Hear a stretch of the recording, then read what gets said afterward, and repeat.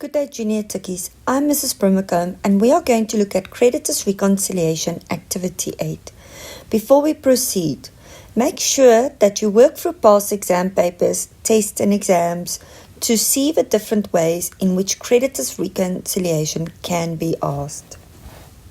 This is an example where they've excluded the General Journal, where they've only asked you to calculate the correct balance of Jabulani suppliers in the creditors ledger and prepare a creditors reconciliation statement on 30 April 2021. We've received a statement of account from Jabulani suppliers on 29 April 2021. This means Jabulani suppliers is our creditor. We are buying from them. Looking at the information and the first transaction, invoice number 724 for goods bought on the 5th of April were incorrectly recorded as 15,716 in the creditors ledger. So it means that it was recorded as 15,716. It's supposed to be 13,700.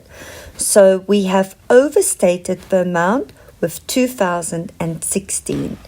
This means in our creditors ledger, correction of invoice number 724 on the debit side 2016, and my new balance is 61,600. Transaction number 2, Khosasane Traders received a 10% discount on the payment made on the 15th of April. Jabulani suppliers omitted the discount but later agreed to subtract the amount from the account. So on our creditors ledger, it's done correctly. There's a discount received of 3,480. It does not appear on the statement received from the supplier. This means we will need to correct this in the creditors reconciliation statement. Discount, they will need to, from their perspective, they will need to credit our account with 3,480. There's no need to do any calculation, although they said 10% discount. The figure is on the creditors ledger. It said there, discount received 3,480. So in the creditors reconciliation, discount allowed, omitted in brackets. This is the one column method, so it must be in brackets 3,480. If you were to do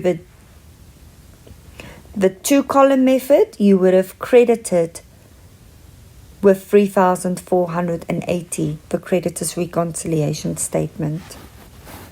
The third transaction, invoice 340 dated 16th of April was wrongly credited against the ledger of Jabulani suppliers. The goods were bought from Benoni wholesalers. So in our creditors ledger, there's invoice 340 for 9,700. It does not appear on the statement because we've incorrectly credited it against the ledger of Jabulani suppliers. We will need to correct this in the creditors ledger. So to correct this, we will need to debit the creditors control account of Jabulani suppliers so that the correct account can be credited Benoni wholesalers. In our creditors ledger, correction of invoice 340, 9,700 on the debit side, and our new balance is 51,900. Next transaction, Jabulani suppliers made an error in recording the return of goods on the 27th of April 2021. So on the creditors ledger, a debit note of 840. If you look on the statement of account, a credit note, 840, but it appears on the debit side. So they've made a mistake. They were supposed to credit it, but instead they've shown it on the debit side. So to correct this, we need to take it to the creditors reconciliation statement. It was incorrectly debited with 840. To take it out, we need to credit the debtors control. Remember, from their perspective, we are a debtor. They will need to credit our account. But to credit it, they've only cancelled that. The balance is now 0. So we still need to show, they will still need to show the return 840. So with this type of transaction where they've incorrectly debited or credited our account, it's always double the amount, always times 2. In the creditors reconciliation, credit note 38 corrected 1,680 and it must be in brackets. They will need to credit our account. So one column method, credit means minus, it must be shown in brackets. Next transaction, invoice 850 dated 30 April does not appear on the statement received from Jabulani Suppliers. The statement was posted on the 28th of April 2021. This means in our books, it appears in the creditor's ledger, but on the statement, it was omitted. This will need to go to the creditor's reconciliation. An invoice means that we bought on credit, so we owe more money. So from their perspective, they will need to debit our account. So in the creditor's reconciliation, invoice 850 issued after the statement was received 5,400. The last transaction, Jabulani Suppliers charge interest of 180 on the account of Kagisani Traders. This means that it appears on the statement, but it does not appear in the creditor's ledger. We will need to correct it in the creditor's ledger. Interest charge means that we owed them more money.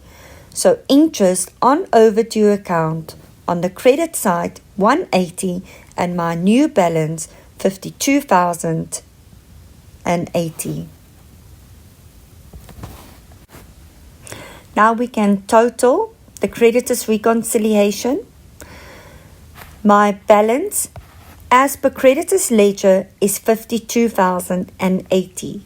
If I've done this correctly and I compare it to the balance in the creditor's ledger, it must be exactly the same. Remember, you can either do 2-column method or 1-column method. In this activity, I wanted to illustrate how we would do the 1-column method in the creditor's reconciliation statement. Thank you very much. I hope you enjoyed the short video on creditor's reconciliation. I want to leave you with this quote, believe you can, and you're halfway there. Next, we're going to look at activity 9 on creditor's reconciliation. I hope you have a wonderful day.